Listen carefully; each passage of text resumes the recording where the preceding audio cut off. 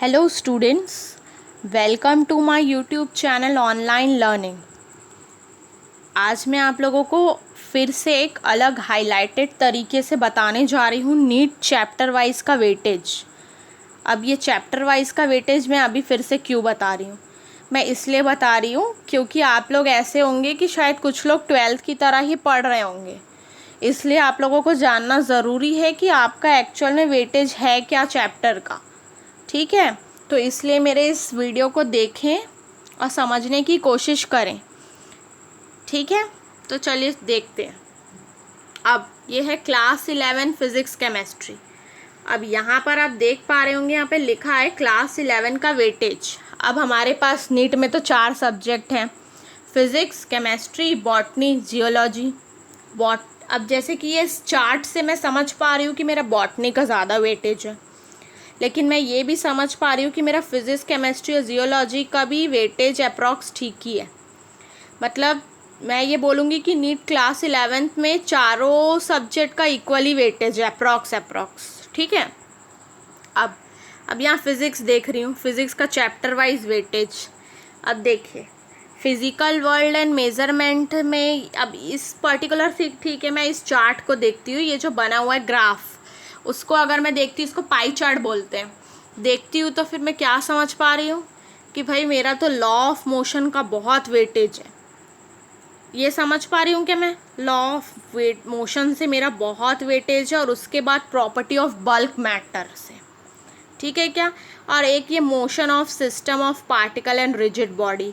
बस तो मैं ये तो कंक्लूजन निकाल सकती हूँ ना कि भाई अगर मेरे पास टाइम कम है तो मैं क्या करूँगी, मैं law of motion, motion of system और प्रॉपर्टी ऑफ बल्क इसको पहले पढ़ लूँगी। फिर उसके बाद सोचूंगी टाइम मिला तो कि मैं नेक्स्ट टॉपिक और जो इससे कम थोड़े वेटेज का है वो भी पढ़ लूँ, लेकिन पहले तो इसको पढ़ लूँ। ये समझ पाऊँगी क्या मैं? ठीक है, इससे समझूंगी कि क्लास 11 नीट फिज़िक्स के लिए अगर मुझे पढ़ना है तो मैं सबसे पहले क्या पढ़ूंगी, लॉ ऑफ मोशन, फिर प्रॉपर्टी ऑफ बल्क मैटर, फिर motion of system of particle and rigid body. मैं ये पढ़ूंगी, ये मैं समझती हूँ भाई। फिर केमिस्ट्री में जाती हूँ, इनऑर्गेनिक में। अब यहाँ क्लास 11 का वेटेज लिखा है। अब इसमें मैं देख पा रही हूँ क्या, सम पी ब्लॉक एलिमेंट्स और एस ब्लॉक एलिमेंट का बहुत वेटेज है। तो सबसे पहले मैं क्या करूँगी, मैं इन दोनों चैप्टर को ही पहले पढ़ूँगी और अच्छे से पढ़ूँगी। ठीक है, फिर उसके बाद जो इनसे कम वेटेज वाला है वो करूँगी। फिर मैं यहाँ आती हूँ फिज़िकल केमिस्ट्री।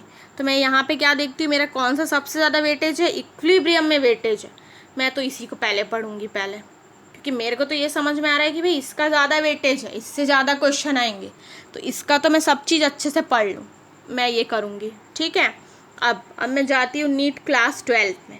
फिर यहाँ पे भी मैं देखती हूँ तो फिर मुझे समझ में क्या आता है कि भाई यहाँ भी तो चारों सब्जेक्ट के इक्वल ही वेटेज है। ठीक है, तो अब मैं क्लास 12 का फिज़िक्स देखती हूँ। अब यहाँ पे भी मैं समझ पा रही हूँ क्या कि मेरा ऑप्टिक्स और इलेक्ट्रोस्टैटिक्स का ज़्यादा वेटेज है, तो मैं इसको पहले पढ़ूँगी। फिर मैं इनऑर्गेनिक में जाऊँगी तो यहाँ पे मैं क्या समझ रही हूँ, पी ब्लॉक एलिमेंट्स का तो इतना वेटेज है कि शायद दूसरा छोड़ दूँ और यही पढ़ लूँ। ठीक है क्या? तो मैं पी ब्लॉक एलिमेंट्स को पढ़ लूँगी। फिर उसके बाद यहाँ पे मैं आऊँगी तो यहाँ पे भी मुझे क्या दिख रहा है, सॉल्यूशन, केमिकल काइनेटिक्स और इलेक्ट्रोकेमिस्ट्री का बहुत वेटेज है, क्योंकि यहाँ तो बता रहे 75% वेटेज इन 3 चैप्टर का है।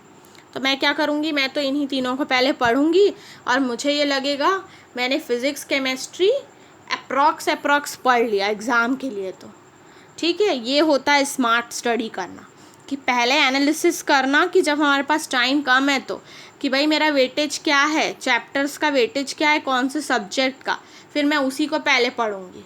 फिर ऐसे ना तो कोई टेंशन होने वाली है ना ही कुछ, क्योंकि हम तो पढ़ चुके होंगे, इतना कम चैप्टर है इसमें। अब बायोलॉजी की बात करती हूँ। बायोलॉजी 11-12 एक साथ दिया हुआ है, इसमें भी अप्रॉक्स सेम ही वेटेज दिख रहा है। अब मैं बॉटनी में जाती हूँ।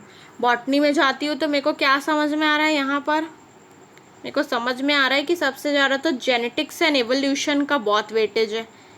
फिर किसका वेटेज है, इकोलॉजी एंड इन्वायरमेंट का एंड प्लांट फिलॉसफी का। तो मैं इसको पढ़ लूँगी बॉटनी के लिए। फिर मैं जियोलॉजी में जाती हूँ, तो जियोलॉजी में भी मेरे को क्या समझ में आ रहा है, ये ह्यूमन फिलॉसफी में तो बहुत ही वेटेज है, तो मैं इसको पढ़ूंगी और एक बायोलॉजी एंड ह्यूमन वेलफेयर को पढ़ूंगी। अब मैं इतना पढ़ ली तो मैं इतना तो कॉन्फिडेंट हो गई भाई कि इससे जो क्वेश्चन आएंगे मैं तो बना लूँगी। इट मीन्स ये तो बोल सकती हूँ ना कि मेरा कट ऑफ क्लियर हो जाएगा, या फिर मैं क्वालिफाई मार्क्स तक तो पहुँच जाऊँगी ये पढ़ के। ठीक है, तो ऐसी ही आप लोगों को भी करना आना चाहिए कि अगर आपके पास समय कम है और हमें समझ में ही नहीं आ रहा हम क्या करें, तो सॉल्यूशन आपके सामने है, आपको देखना है कि कौन से चैप्टर का वेटेज कितना है बस, और स्मार्ट स्टडी कर लेना है। इससे आपका गारंटी है कि आपका एग्ज़ाम तो क्वालिफाई हो ही जाएगा। ठीक है, तो इसलिए हमेशा ध्यान रखिए जब स्मार्ट स्टडी करने की बारी आती है तो हमें एग्ज़ाम के अकॉर्डिंग पढ़ना होता है, इसलिए हमें जानना होता है कि हमारा एग्ज़ाम कौन सा है। ठीक है, इसलिए पहले ये समझे चैप्टर वाइज वेटेज क्या है, उसके अकॉर्डिंग फिर पढ़ाई करें। इससे आपको कोई टेंशन नहीं होगी, सिलेबस भी कंप्लीट हो जाएगा समय पे और आप क्वालिफाई भी कर जाएंगे। ठीक है, इसे कहते हैं स्मार्ट स्टडी करना जब हमारे पास टाइम कम हो तो।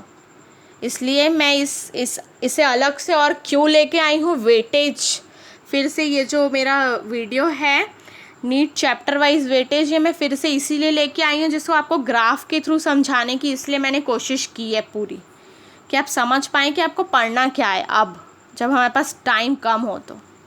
ठीक है, आई होप आप लोग को मेरा ये वीडियो समझ में आया होगा। मेरी वीडियो को लाइक करें, शेयर करें और मेरे चैनल को ज़रूर सब्सक्राइब करें। Thank you.